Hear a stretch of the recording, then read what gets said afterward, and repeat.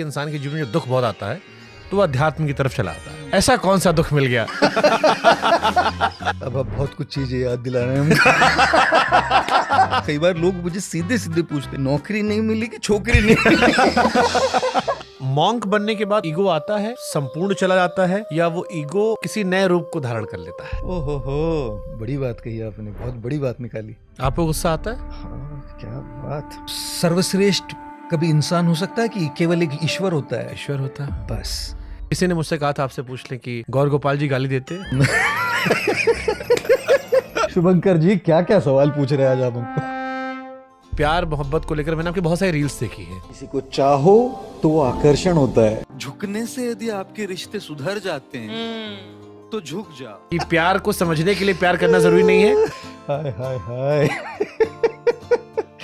लोग मुझे पूछते हैं आपको हक क्या है इस विषय पर बोलने का। लोग चीट क्यों करते हैं? खुशी भी यही और गिला भी यही। वो हमको मिला तो सही लेकिन मिला ही नहीं। दिल कहाँ मिले जी, जिस्म मिले बस। जीसस क्राइस्ट ने एक बात बहुत अच्छी कही, the spirit is strong but the flash is weak. अकेलेपन का डर कि अब हमें कोई और नहीं मिलेगा। अकेलापन तब ज्यादा महसूस होने लगता है जब हमको लगता है कि लोग हमारी परवाह नहीं कर रहे। अकेला रहने में दिक्कत नहीं है लोगों को, किसी को फर्क नहीं पड़ा कि मैं परवाह नहीं करता कोई।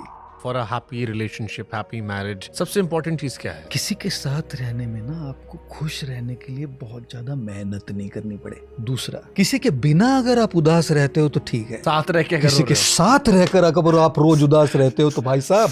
प्यार में लोग सरेंडर हो जाते हैं, लेकिन कहां पर कंप्लीट सरेंडर हीलिंग है और कहां पर कंप्लीट सरेंडर सेल्फ डिस्ट्रक्शन है? ओवर थिंकिंग जो होती है, क्या ये कमजोर लोगों की निशानी है या ये भीतर का डर है? कमजोर नहीं है, मन का स्वभाव है सोचना। कुछ लोग बहुत ज्यादा सोचते हैं। इश्क सच्चा वही जिसको मिलती नहीं मंजिले। बस गाते रहे फिर गाना।